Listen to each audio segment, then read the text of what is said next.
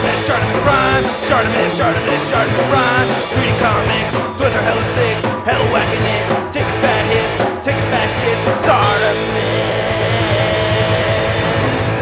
Subscribe for more things. Mattel gave it ankle pivot. Yes, thank you, Mattel. Hey, what's up, you guys? ShartimusPrime here, doing another Hot Toys action figure review on Marvel's Thor Ragnarok movie masterpiece, MMS 449 Hela 1/6 scale collectible figure. If you're trying to pick this up, you can order it right now at Big. Get your big badass toys at BigBadToyStore.com. Click the link in the description below. Gonna be honest with you guys, I really like Hela quite a bit. I've been very excited to get this figure, and I really like this packaging. The colors look just absolutely fantastic. It looks like a lot of watercolors going on right over here, and I like the silver foil text. That is pretty cool too. And on the side, you can see how it wraps around. It says Hela MMS 449, and then on the back, you can see some warning stuff. You can feel the spot varnished white text right there, or the white blotch anyway. Same thing on this side. I do like that wraparound. On the bottom, it says ThorRagnarok. On the top, it says ThorRagnarok, and then we can do the Hot Toys plop. And then you can see right here, we have all the people responsible for creating the figure, including... And then you can flip this down right here, and you can see the figure right there inside. All right, let's get to it and crack this thing open.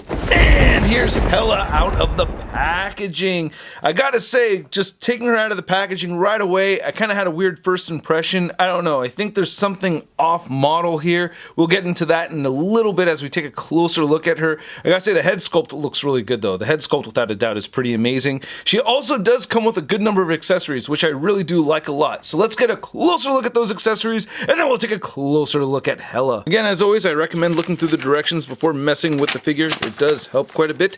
And I like the base that we see right over here. It's pretty standard issue, but it looks really nice. I like this whole green effect that they have right there. You can feel the spot varnished Thor, Ragnarok, and Marvel. And then we have a plaque in metal that says Hela. I'm not taking the film off of there, but yeah, I think that looks great. And you can see that we have the adjustable cradle. And then here's the rest of the accessories we get with this figure. We get 3 pairs of hands. We get Mjolnir getting crushed by this hand. That's all attached. We get the Eternal Flame, extra wrist pegs, these 2 swords, the axe, and then these 2 different shoulder pieces right there, which we'll interchange in a little bit. I really like the hands quite a lot on this figure. I mean, look at this. The attention to detail right here. I love how the fingernails came out. They look very realistic.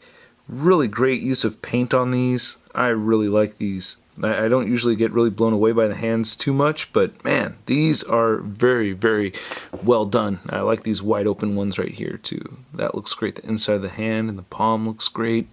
Just all kinds of great details throughout on it. I really dig them. Then here's just a weapon grabbing hand right there. So that's very cool. And these are kind of easy to move out so you can get her to hold the weapons, which is pretty sweet. I dig that. Here's the hand that's attached to the busted Mjolnir, which is great, you know. I like this. This is pretty cool. I'm not going to have her posed like this, you know, on display for too long, but like you saw earlier in the video, it does look cool seeing her hold this. That is really awesome. I like the silver paint on Mjolnir, and this is pretty soft, you know, so that's pretty cool. And then we have the Eternal Flame, which I like quite a bit. Nice translucent orange plastic here. That looks very cool. Just sits on the palm of one of these wide open hands, you know, or these attacking hands. You can just put it right there. So that rests there very easily. And then you can see that we get these swords. I wish you had more of these, or some of them with different sizes and stuff, because we do see a lot of various blades. That just seems to be her thing as Goddess of Death. You know, these stabbing weapons just come out of her armpits and she can just throw them all over the place. So that's pretty cool. And then these are identical to each other, so they're the same thing. So I'm liking that. I love how you can see a little bit of dry brushing towards the tip right there. So that's really cool. Nice attention to detail with all the sculpt in there also. Really good looking pieces. And then we get these shoulder pieces.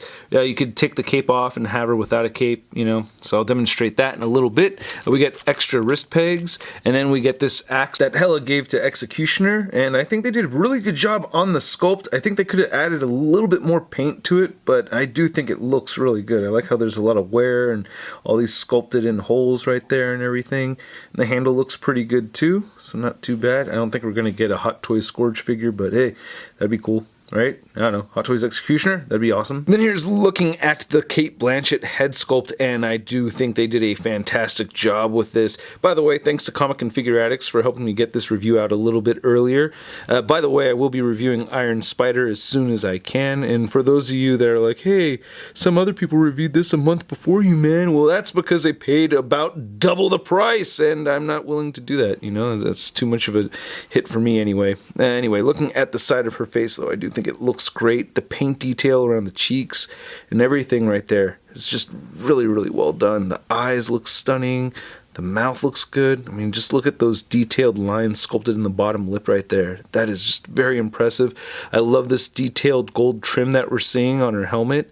That looks great. I do wish we had an interchangeable helmetless Hela, though. I really like how she looked with the long black hair. I think it looked gorgeous, and I wish we'd had that version. So, yeah, I am bummed out about it. That's my biggest gripe with this figure, is that we didn't get that alternate head or the ability to swap out long-haired Hela, because we do see her with the long hair like that for quite some time throughout the film. And this version right here of you know, this helmet with the antlers and everything isn't the biggest version. You know, she does have a version where these sprawl out even wider and larger, but you know, I feel like this is a good in-between, you know, to have on a Hot Toys shelf. I think it looks really good still, so I'm not really going to complain about that too much. I think they did a really good job with it.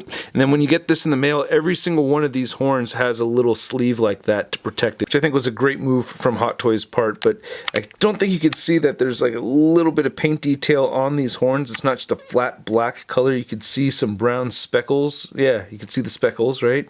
So you get this dirt all over throughout. Nice detail, an extremely subtle detail, but I really do like it.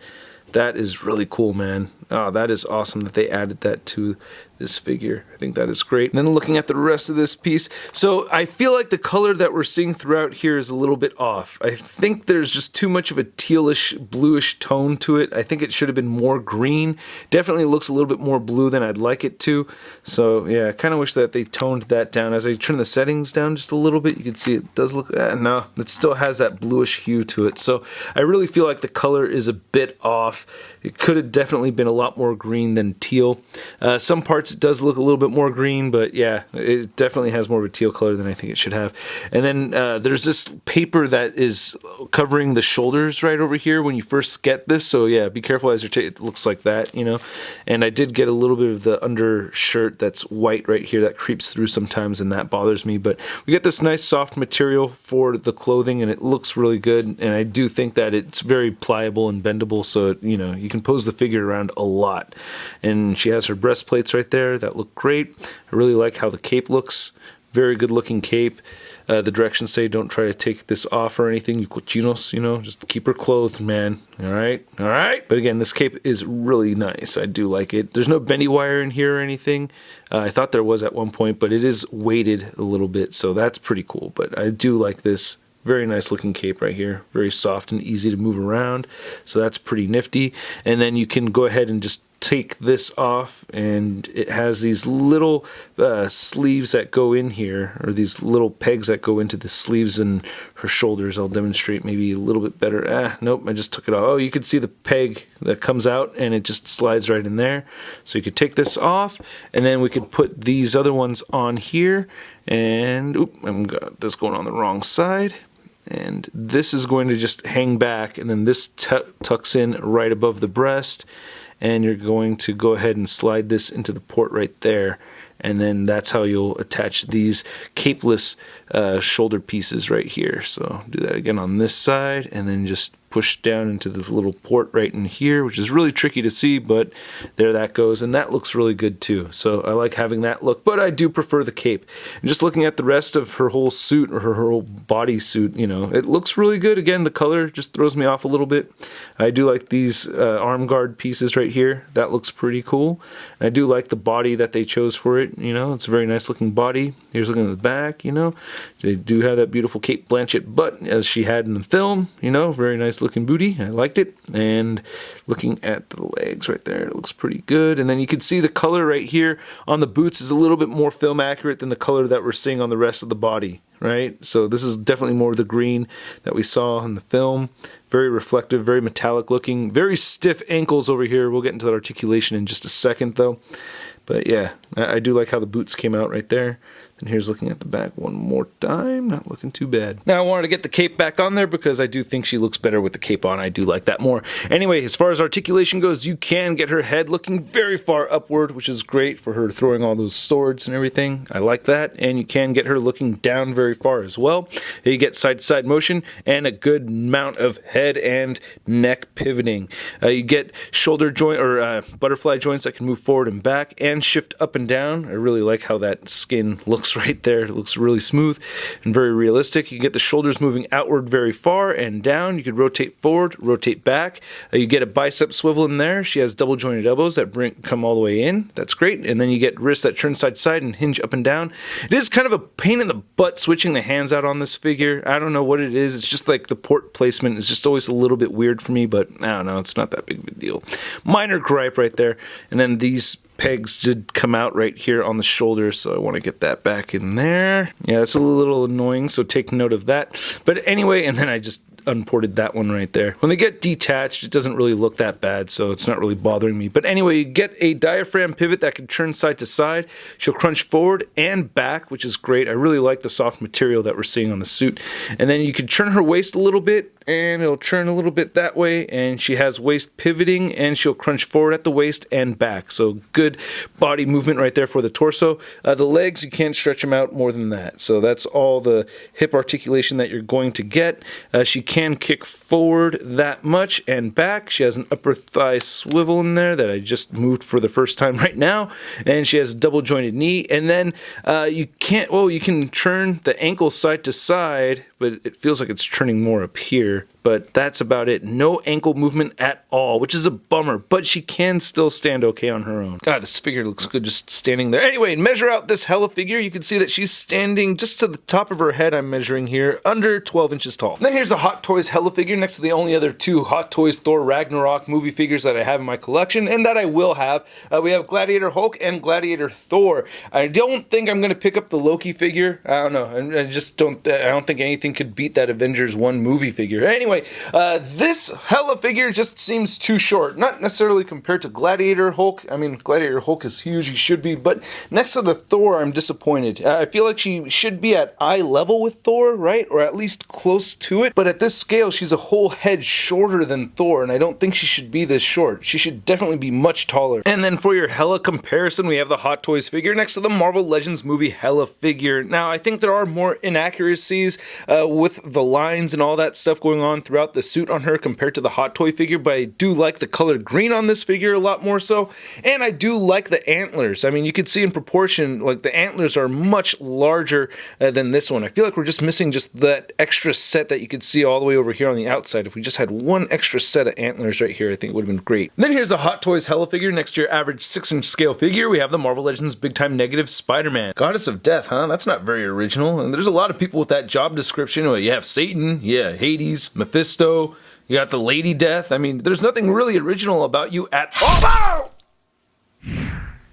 I'd like to thank you guys again for watching my video. I really do appreciate it, especially when you watch these videos all the way from the beginning to the end. I put a lot of work into these, so I really appreciate it when you guys watch the videos, as well as when you hit that like button if you like the video, and please leave your comment down below, as well as hitting that subscribe button, as well as the notification bell if you have not already. This is a very good looking figure, man. I've had a lot of fun posing her around. Even though she doesn't have ankle pivot, she could still stand very well in this pose that you can see right here, as well as being on a rotating base without falling over. So that makes me very happy. I don't like the height of the figure. I have nitpicks as far as wanting an interchangeable head and wanting bigger antlers on the figure. So I really do like it. Oh, and the colors kind of throw me off too. So there's a bunch of nitpicks here that kind of add up after a while. So I really like the figure, but at the same time, I do have my gripes. I'm giving her a Sun rating of... It's not so bad. And I have to say again, the head sculpt I think is just absolutely dead on. I think JC Hong just killed it as always. So a really good figure regardless, just a lot of little things here and there that just irritate me about it, but nothing that gets in the way of actually having fun with the figure. You know what I mean? So I'm not giving it a bad review. I just think it could have been a little bit better. I want to know what you guys think. Leave leave a comment down below. If you want to see the latest in Marvel news, photos, and forums, you can find it all over at marvelousnews.com. And if you want to follow me on the social media, you can follow me on Instagram, Twitter, and Twitch. And just to plug it away again, I've been doing morning Twitch streams playing the PS4 Spider-Man DLCs, and it's been a lot of fun. So hopefully I could catch you guys on the Twitch stream, and I'll see you guys in the next video, if not there. Peace! I'm gonna play with my toys today. Well, I don't care what my people say. I'm gonna play with my toys today. Can't have one, I gotta get them all. Time to make a trip to the local mall. Oh yeah! That's crispy.